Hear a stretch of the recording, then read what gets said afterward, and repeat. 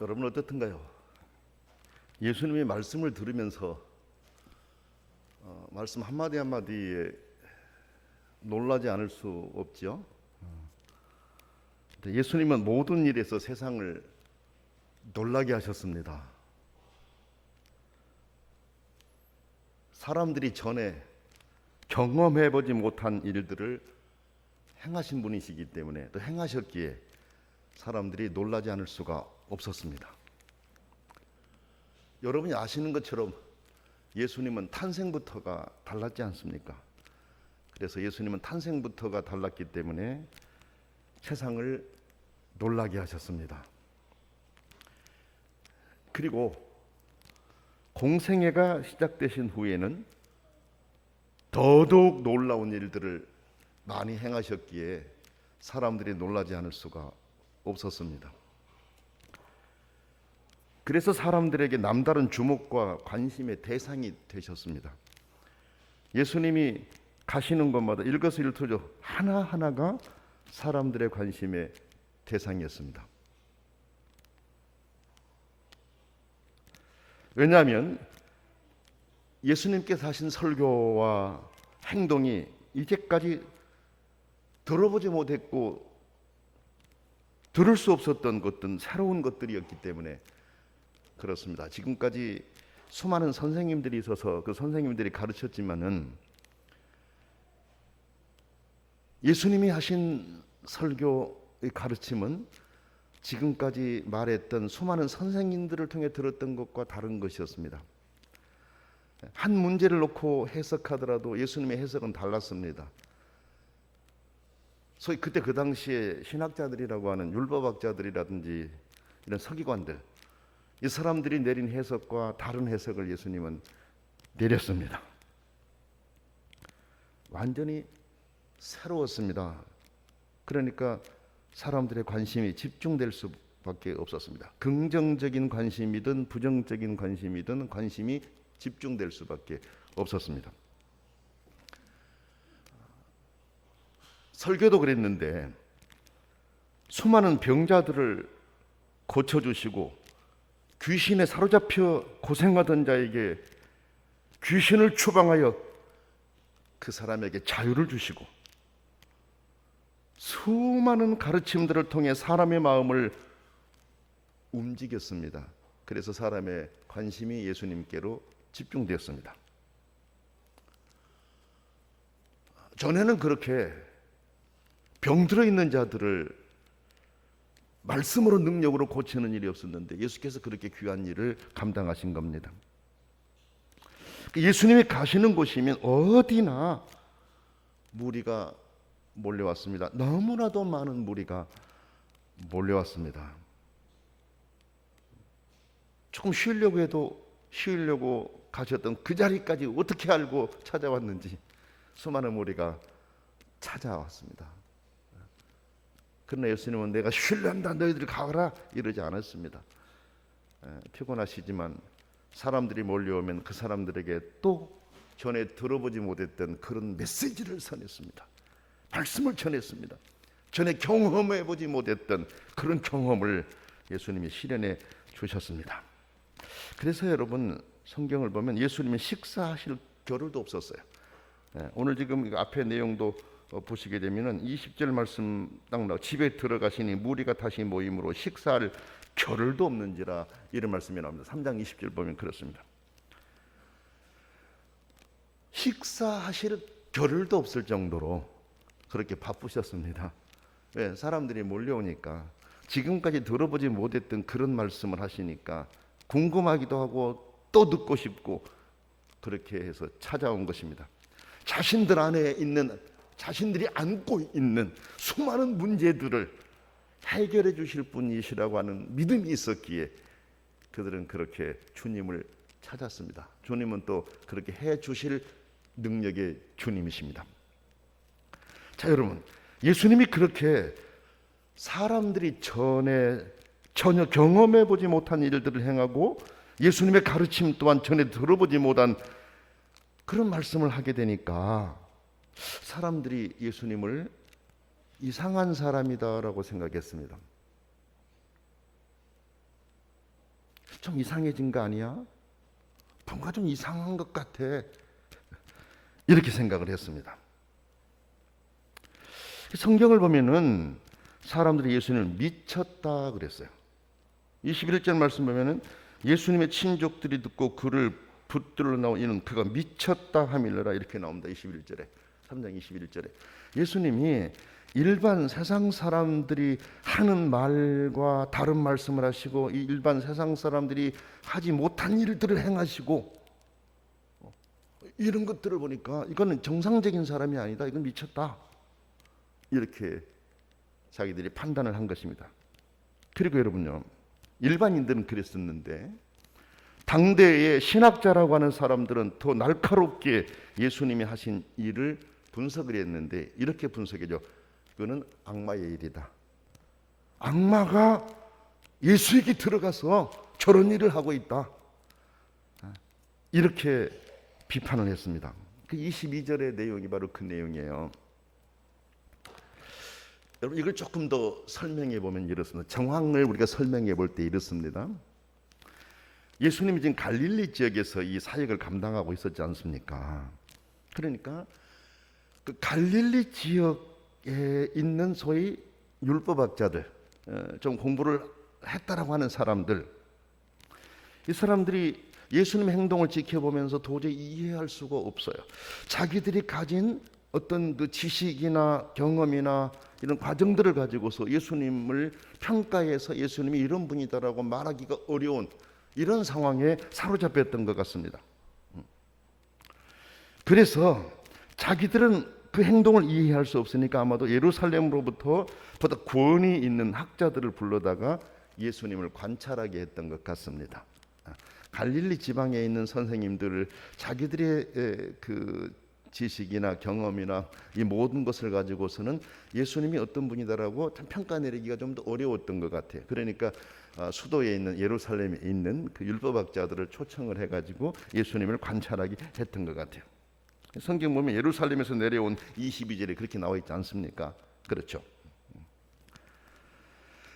예루살렘에서 내려온 율법학자들이 관찰한 끝에 내린 결론이 바로 예수님이 하신 일은 악마의 일이다 라고 한 것입니다. 예루살렘에서 내려온 이 학자들이 쭉 예수님이 하신 것을 지켜보고 이거는 귀신이 들어가서 한 거다. 귀신의 두목이 들어가서 한 것이다. 이렇게 한 거죠. 사람들은 여러분 자신이 이해할 수 없는 일을 보면 자기들이 가진 생각의 수준에서만 판단하려고 합니다. 그래서 그 이상의 수준에서 말하는 것을 받아들이려고 하지 않고 애써 무시하려고 하는 그런 경향들도 있습니다. 그 사람들은 자기들이 알고 있는 그 이상의 무엇이 일어나게 되면 역시 그것도 그 사실을 받아들이려고 하지 않는 경향들이 많습니다. 예수님에 대한 사람들의 태도가 그랬습니다. 그랬기에 예수님을 미쳤다고 했고 예수님이 행하신 것들을 악마의 일로 몰아가려고 했던 것입니다. 여러분 이제 예수님이 그런 평가를 받게 되니까 가족들의 입장에서는 어떻게 생각하겠어요? 사람들이 예수님이 미쳤다라고 하고 악마가 들어가지고 저런 일을 한다라고 하니까 그 소문이 가족에게 돌아올 거 아닙니까? 가족들이 어떤 생각을 하겠습니까? 예수님이 그런 평가를 받고 있다는 소문을 들은 예수님의 가족들이 예수님을 붙들려고 나왔습니다. 이거 안 되겠다. 집으로 데리고 가야 되겠다. 이런 생각을 가지고 나왔습니다. 그죠? 거기 그 21절에 보면 그거잖아요. 예수님의 친족들이 듣고 그를 붙들러 나오는 이는 그가 미쳤다 하밀어라 이렇게 나오지 않습니까? 이제 그 과정들을 이제 쭉 보면 이렇게 설명되어 있어요. 예수님 예루살렘에서 내려온 서기관들이 예수님이 하신 일을 보고 예수는 바알세불 귀신의 두목에 들린 것이고 그 귀신 두목의 힘으로 귀신을 쫓아낸다라고 말하니까 예수님께서 한 가지 비유를 들었습니다. 비유를 들어서 너희들이 하는 말은 터무니없는 말이고 정말 잘못된 말이다라고 지적을 하시는데 그 비유가 이렇습니다. 사탄이 어떻게 사탄을 쫓아낼 수 있느냐? 아니 사탄이 어떻게 사탄을 쫓아낸단 말이냐? 그리고 한 나라가 네 분이 일어나서 갈라지게 되면 그 나라가 존립할 수 있겠느냐? 한 가정에서 서로 싸워서 갈라지게 되면 그 가정이 살아남을 수 있겠느냐? 그렇죠? 무슨 말씀인가? 만일 사탄이 자신을 대항하여 들고 일어나고 갈라지면 사탄은 살아남지 못하고 끝장나 버릴 것이다. 그런데 어떻게 사탄의 두목의 힘을 빌려가지고 사탄을 쫓아냈다고 말하느냐? 말도 안 되는 말 하지 말아라. 주님이 그렇게 하신 거예요. 그러면서 이렇게 말씀하세요. 사람이 어떤 집에 들어가서 뭐를 좀 가지고 나오려고 하면 강한 자를 결박해야만이 가지고 나올 수 있지 않겠느냐? 강한 자를 결박하지 않고 어떻게 가지고 나올 수 있겠느냐? 무슨 말씀이세요? 사탄보다 강한, 사탄을 멸할 능력을 가진, 그 힘을 가진 그 분이어야만이 사탄을 결박하고 그 사람에게 자유를 줄 수 있다라는 말씀을 하신 거예요. 그러니까 사탄의 힘을 입고 하는 것이 아니라 사탄을 결박하고 멸할 능력을 가졌다라는 겁니다. 예수님은 그 능력을 가졌기 때문에 그 능력으로 사탄을 결박하고 사탄에 사로잡혀 있는 사람에게 자유를 주셨다라는 말씀을 예수님이 하셨습니다.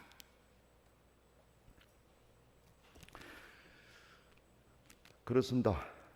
예수님께서 행하신 모든 일은 하나님의 아들의 신분으로 행하신 것입니다. 하나님의 아들의 신분이기에 아버지가 주시는 능력과 자신이 가지신 능력으로 이 모든 일을 행하신 것이었습니다. 하나님의 아들이 세상에 오셨지 않습니까? 근데 사람들은 그것을 받아들이려고 하지 않았기 때문에 귀신이 들려가지고 귀신의 두목의 힘을 가지고 귀신을 쫓아낸다 이렇게 말을 했던 거예요. 말도 안 되는 소리 하지 말아라. 사탄을 결박할 힘을 가진 나라, 아버지의 능력으로 귀한 일을 행했다라고 말씀하셨어요.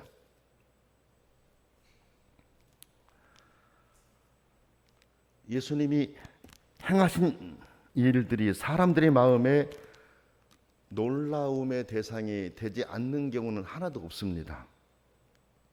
어떤 형태로든 영향을 미치기 때문에 그렇습니다. 다만 그 일을 체험한 사람들의 생각과 반응과 결단은 다를 수 있습니다. 왜? 이 세상에서 경험해보지 못한 말씀을 하고 우리가 이해할 수 없는 말씀들이 계속 선포되고 하기 때문에 사람들에게는 누구에라도 궁금증이 일어날 수 있고 누구라도 그 말씀에 도전을 받을 수밖에 없다라는 것입니다. 다만 그 말씀을 들었을 때 반응은 다르다는 것이죠. 그럼 어때요? 지금도 우리가 하나님의 말씀을 가지고 그대로 읽어내려가고 설교할 때도 그 말씀을 받아들이는 대상에 따라 달라질 수밖에 없지 않습니까? 그렇죠? 그러니까 왜 예수님의 말씀 자체는 이 세상에서 전해지는 지식과 다른 또 다른 새로운 하나님의 언어를 우리에게 기록해 주셨기 때문에 그렇습니다. 여기 이 사람들처럼 그렇게 반응한 사람도 있을 것이고 미쳤다라고 마귀가 들려서 귀신의 두목의 힘으로 그런다라고 반응할 사람도 있을 것이고 예수님의 말씀과 능력 앞에 무릎 꿇고 회개해서 참된 기쁨에 참여할 사람도 있을 것입니다. 그 결단은 자신의 몫입니다. 이 말씀을 묵상하면서 준비하면서 그런데 나는 그렇죠? 그런데 우리는 예수님의 말씀을 듣고 아멘하는 자들이 되었으니 하나님의 은혜이며 미래에 큰 희망을 품는 자들이 되었다라고 생각했습니다. 하나님의 은혜가 아니고는 될 수 없는 일 아닙니까, 여러분? 예수님의 말씀이 우리는 아멘으로 믿어지지 않아요.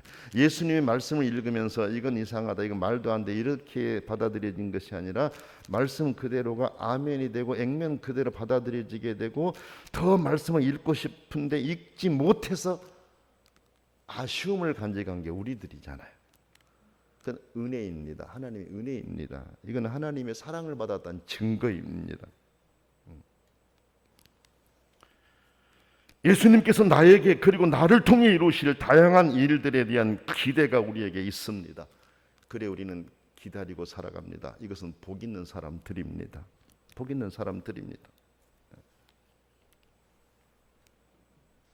예수님의 말씀을 읽으면서 이 사람들이 반응했던 것과 같은 그런 반응을 하는 그런 세상적인 그런 사람들이 아니라 하나님의 은혜를 입은 자가 되었으니 더 기쁜 마음으로 감사하면서 말씀에 가까이 다가가는 그런 그리스도인들이 되어야 됩니다.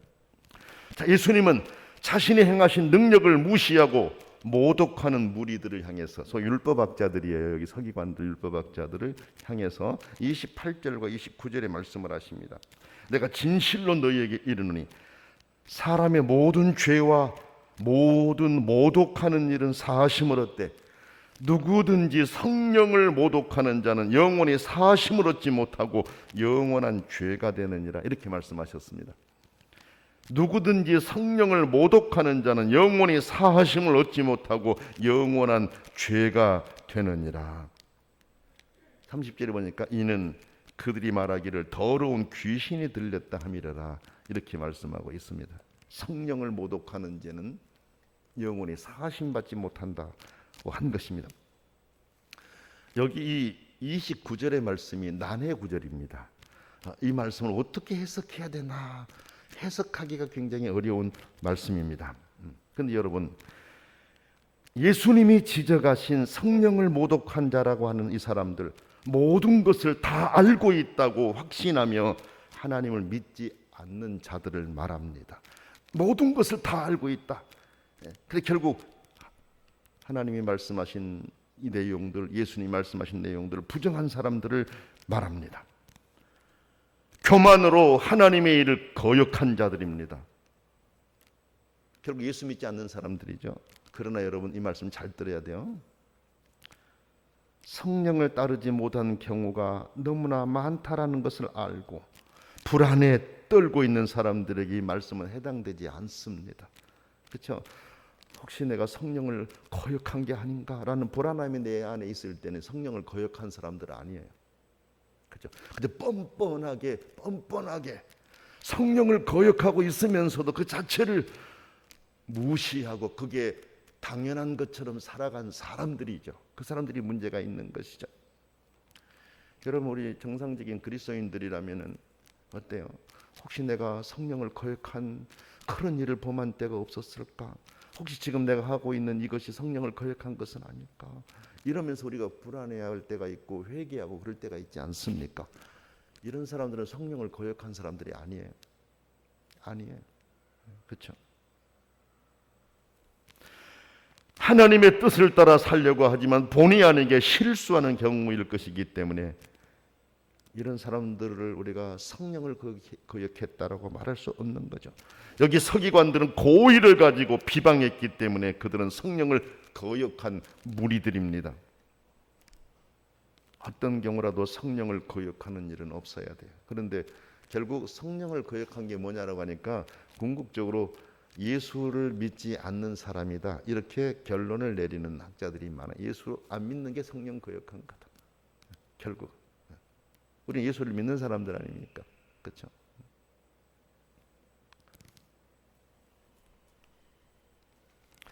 자, 예수님이 미쳤다는 말을 듣고 이제 예수님을 붙들려고 나사렛을 떠나 예수님이 계신 곳까지 찾아왔어요, 가족들이. 그런데 사람들이 예수님을 겹겹이 둘러싸고 앉아서 그 말씀을 듣고 있었습니다.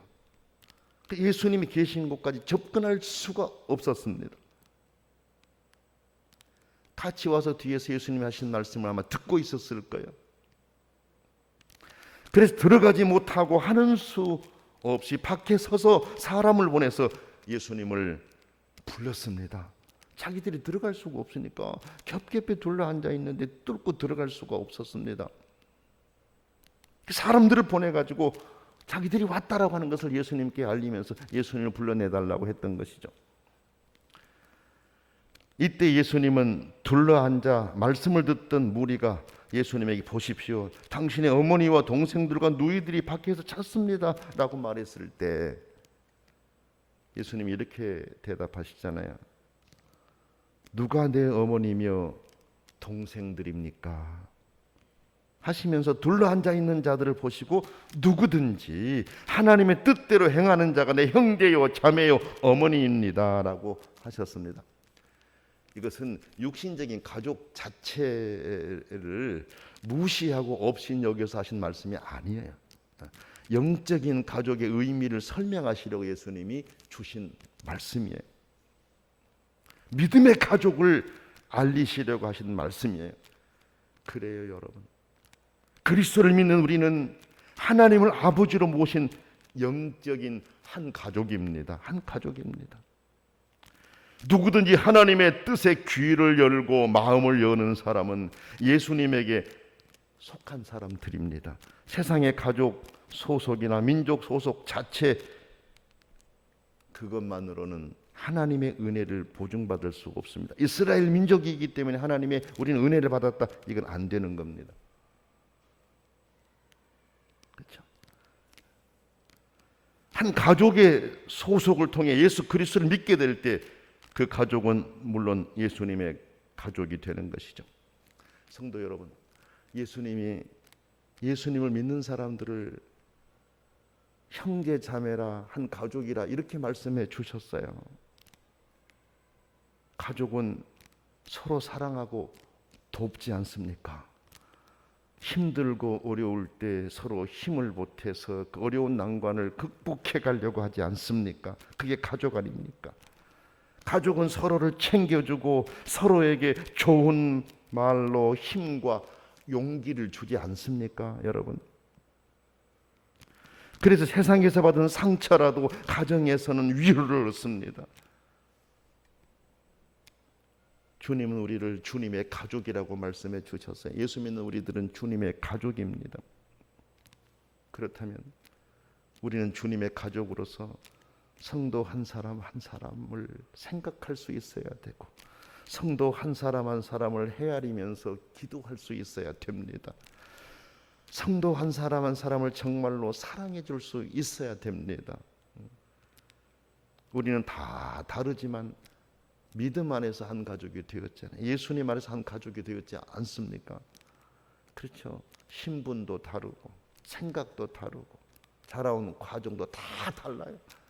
그렇지만 예수 안에서 한 가족이 되었으니 우리는 가족의 마음을 가지고 성도들을 살필 수 있어야 돼요. 민족의 구별이 있을 수가 없습니다. 예수 믿는 사람들은 민족의 차별을 해서도 안 됩니다. 인종의 차별이 있어서도 안 됩니다. 백인이다, 흑인이다, 황인이다 차별이 있을 수가 없습니다. 예수를 믿는다면은 진정으로 예수 믿는 모든 사람들은 형제 자매로서 하나님을 아버지로 하는 한 가족이라는 생각을 가지고 함께 사랑하면서 챙겨주고 위로해 줄 수 있어야 됩니다. 예수님이 하신 말씀을 잘 기억해야 돼요. 예수님을 믿는 사람들은 한 가족이다. 이 한 가족, 예수님이 주신 신앙의 가족의 의미를 새기면서 서로를 깊이 사랑하고 위해 줄 수 있는, 함께 기도해 줄 수 있는 그런 믿음의 신실한 공동체가 될 수 있기를 원합니다. 기도드리겠습니다. 거룩하신 아버지 하나님, 예수님 안에 한 가족 되게 하셔서 감사합니다. 가까이에 있는 성도이건 멀리 있는 성도이건 서로 생각이 다른 성도이건 어떤 상황에 놓여 있다 할지라도 한 가족이라고 하는 이 생각 갖게 하시고 항상 서로에게 시선이 가 있게 하시고 관심이 가 있게 하시고 예수님의 사랑으로 서로를 돌봐주고 챙겨주고 위해 줄 수 있는 그런 하나님의 사람들 되게 하여 주시기를 원합니다. 전능하신 아버지 하나님, 우리가 성도들을 대하고 바라보면서 가족이 가져야 될 그런 생각이 아닌 다른 생각으로 성도들을 대하는 일 혹시라도 없게 하시고 진성으로 예수님께서 한 가족이라고 말씀하시며 만들어주신 이 가족의 의미를 새기면서 모든 그리스도인들이 온전히 하나 되어 전능하신 아버지를 높이며 살아가게 해 주시옵소서. 예수님의 이름으로 간절히 기도드립니다. 아멘.